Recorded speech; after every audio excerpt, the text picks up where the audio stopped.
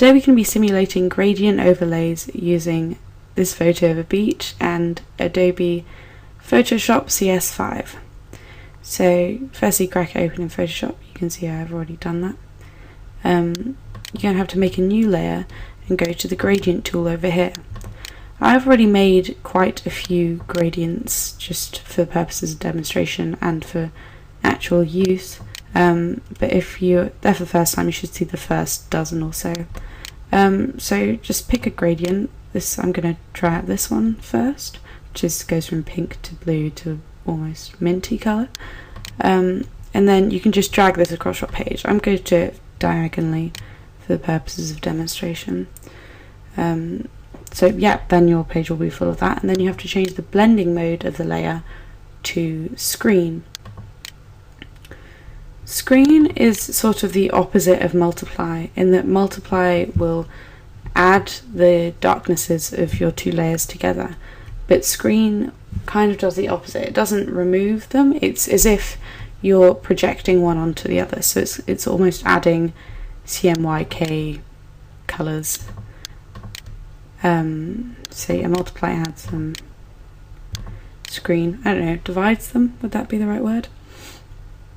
Anyway, so let's bring down the opacity a little bit because you don't want it to be too full on. I'm going to put it at 80 there.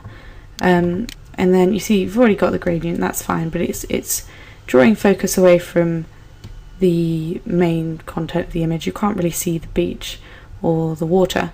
So I'm going to use the burn tool. You could also use just a black paintbrush, but I'm going to use the burn tool to just like darken the bottom, which means it won't show through as much. So that's what I've done there. You can see it's just like slightly darker on the bottom. And there you have it, a gradient overlay. Let's try some different gradients because I'm not sure this particularly suits this image.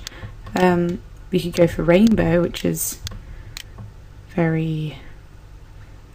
I don't think rainbow suits this image at all. Perhaps going from red to yellow would go with this beach vibe slightly more. Oh wow, that's very bright. But perhaps going from purple to green would suit this better. Maybe going that way. That looks lovely. Maybe it's a bit too purple. There we go. Very nice. And again, I'm just going to darken the bottom to bring out the colours of the people more. And then you can see it's just a nice overlay. You can change the opacity to this to whatever you want. If you only want like a slight overlay, you can have it down low. But I think around between 70 and 80 tends to work. If it's 100, it's a little bit too full on.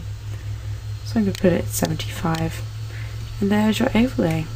So now we've got that. I might make some edits to the original image before adding the gradient. For example, it's fairly dark around this sea area and fairly bright around there, so it'd be nice to even that out. So I'm just going to use the curve tool and brighten it all up quite a lot, and then use the eraser tool, big fluffy brush, just to, you know, get this beach back darker.